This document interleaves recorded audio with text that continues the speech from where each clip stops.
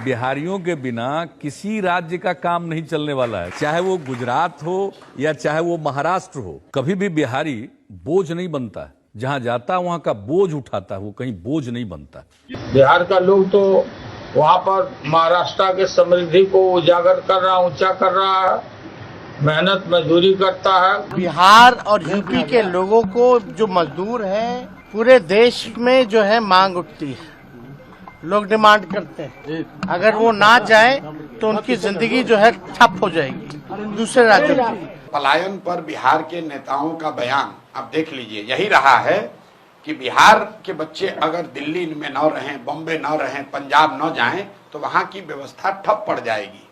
ये पहली बार है, जबकि 3 साल पहले मैंने जनसुराज ने ये बात उठाई कि आपके हमारे बच्चे दिल्ली बॉम्बे में जाकर सब्जी का ठेला लगाते हैं या साफ सफाई का काम करते हैं, टेम्पो ऑटो चलाते हैं।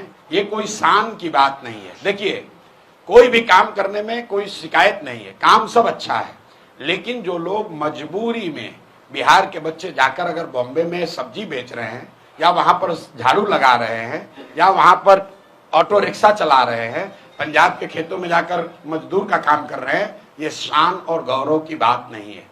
आप नीतीश कुमार का बयान देखिए, लालू जी का, तेजस्वी का बयान देखिए। ये लोग हमेशा यही कहते हैं कि बिहारियों की हर जगह डिमांड है। मेरे भाई, बिहारियों की हर जगह डिमांड नहीं है। हम लोग के बच्चे मजबूरी में जाते रहे हैं और पलायन बिहार का सबसे बड़ा अभिशाप है।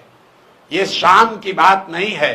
शान की बात तब होती जब हम लोग यहाँ पर सब्जी उगाते और रेफ्रिजरेटेड ट्रेन से वो सब्जी दिल्ली जाती और तब हम लोग कहते कि अगर हम लोग से उलझोगे तो तुम्हारा खाना पीना दाना बंद कर देंगे। तो पलायन की बात उठाई है हम लोगों ने, क्योंकि गांव-गांव में जाकर देखा कि इसका आर्थिक सामाजिक कितना बड़ा इसका नुकसान है। आप जरा इसको दूसरे तरह से समझिए। मध्यम वर्गीय परिवारों में किसी का पति 10-15 दिन बाहर चला जाता है तो लोग कहते हैं भैया 10 दिन से इनका पति बाहर है। बिहार के ज्यादातर परिवार में महिलाओं की ये नियति बन गई है कि उनके जो पति हैं वो कमाने के लिए जीवन भर बाहर ही रहेंगे।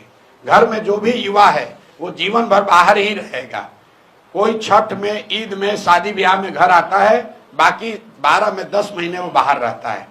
जब तक शरीर में लोगों के यहाँ दम है तब तक वो मजदूरी करता है।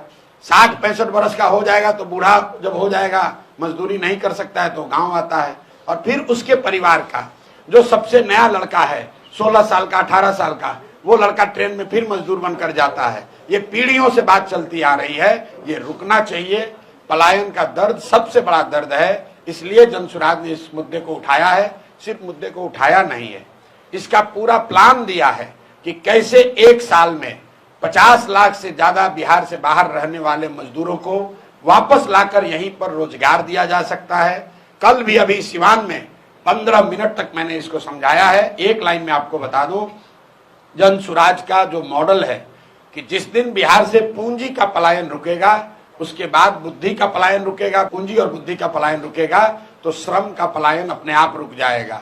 बिहार से हर साल सिर्फ लाखों बच्चे मजदूर बनकर नहीं जा रहे हैं, करीब करीब 2.5 लाख करोड़ रुपया पूंजी का पलायन हो रहा है, जो बैंकों के जरिए हम लोग का पैसा दूसरे राज्यों में जा रहा है। उसको रोकने की जरूरत है। वो जब रुकेगा तो जो समझदार लोग हैं, पढ़े लिखे लोग हैं, स्किल वाले लोग हैं, उस पैसे का इस्तेमाल करके वो यहाँ पर रोजी रोजगार की नई नई व्यवस्था शुरू करेंगे और उससे यहाँ पर श्रम का पलायन अपने आप रुक जाएगा।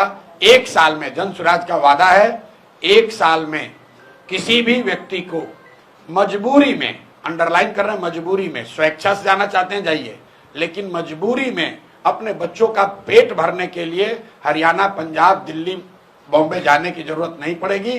10-12 हजार रुपए का रोजी रोजगार का अवसर बिहार में ही उनको करके दिया जाएगा।